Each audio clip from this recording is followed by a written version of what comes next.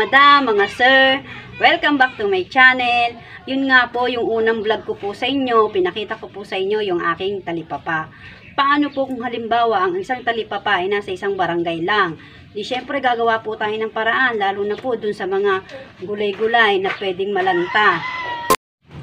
Kaya po ito mga madam, mga sir, gagawa po tayo ng, kung tawagin nila ay veggie balls. Dito ko rin po siya kukuhanin sa aking talipapa.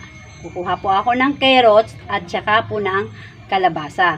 Ito po ay ginagawa ko na po lagi para po itinda sa aking, kung tawagin ay tuhog-tuhog o street foods. Paano po ba yan? Gagawin ko na po para sa inyo. Ito na po mga madam, mga sir, ang ating kailangan sangkap sa paggawa ng veggie balls. Ito po ang isang kutsarang baking powder, 8 kutsarang cornstarch, 1 cup ng harina, 1½ tablespoon salt, 1/2 tablespoon na paminta, at 2 tablespoon na mantika. Kailangan din po natin sa paggawa nito ay ang carrots, kalabasa, at yung pong lasona leaves. Ito na po mga madam, mga sir, kailangan lang po natin tanggalin yung nasa bandang gitna niya. Ito pong kalabasa na to ay kailangan po nating ilaga. Ang paggawa ko po kasi nito, hindi ko na po inaalis yung pinakabalat niya. Basta huhugasan lang pong mabuti. Kasi yung iba po kasi pag gumagawa ng vegetables, bali, ito po ay kanilang binabalatan pa. Yung sa akin po, hindi ko na po binabalatan. Kailangan po lang siyang hugasang mabuti at saka po natin ito ilalaga. Ayan po, mga madam, mga sir, hugasan po muna natin. Ito na po mga madam, mga sir, hugasan po natin mabuti ang kalabasa. Kailangan po hugas na hugas kasi kailangan ko po kasi nakasama yung balat niya. Hindi po sabi ko kanina, yung iba po kasi nito ay hindi nagsasama ng balat. Eh pag nagluluto po ako ng ganito, sinasama ko po yung balat niya. Ito na po, nahugasan na po natin mga madam, mga sir. Atin na pong ilalaga. Ito na po, atin pong ilalaga ang kalabasa hanggang ito po ay lumambot. Buksan po natin ng kalan. Yan po.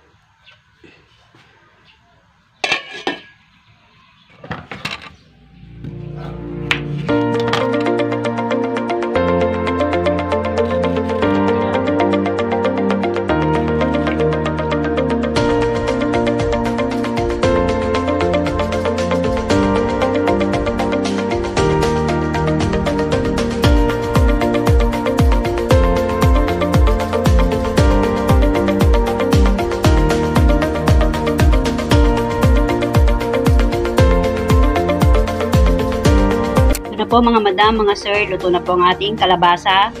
Patay na po natin ang kalan and then kukunin na po natin yung kalabasa. Yan, lagan-laga na po.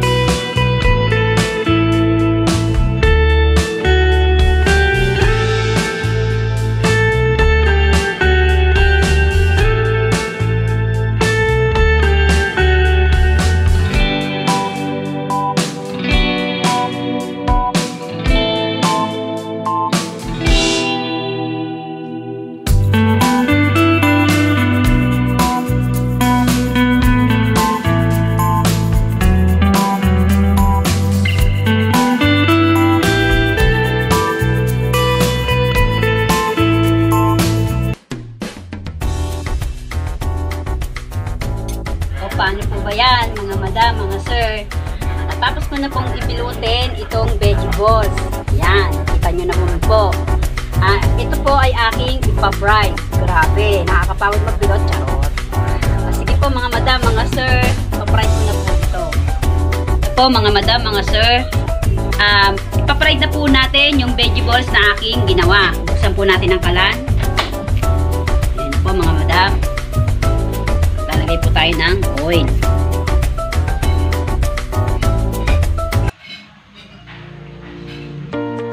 Antayin lang po natin medyo uminit yung oil niya bago natin ilagay yung veggie balls. So, ang isasalang na po natin.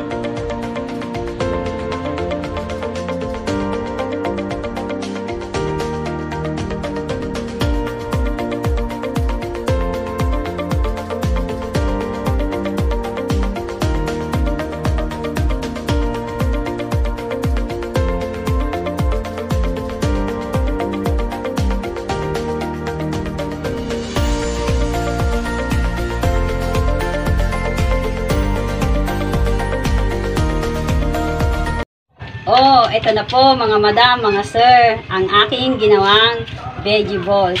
Simple lang po, itry nyo po sa inyong bahay. Para po yung mga gulay na paluma, na po hindi naman totally paluma, parang mga ilang araw na pwede natin pakinabangan. I-recyclable po natin katulad po ng ginawa ko. O paano po ba yan mga madam, mga sir, bago ko po makalimutan, shout out muna po kay Sir Florence Singh at si Madam Lehani Mananghala. O paano po ba yan mga madam, mga sir? God bless! Ayan na po mga madam, mga sir. Nakita niyo naman po. Kasama po siya sa pangatlong tips ko. Ito po yung aking tinitinda. Kasama po ang veggie balls. Ayan po ay mabenta sa aming mga bata dito sa aming barangay. Kasama na rin po yung aming tinitindang mga tokwa, siomai, hotdog, squid balls, cheese stick, kikiam, at saka fish ball. Okay po mga madam, mga sir. Yan po ang aking third tip para po magkaroon ng extra income. Oh, ay!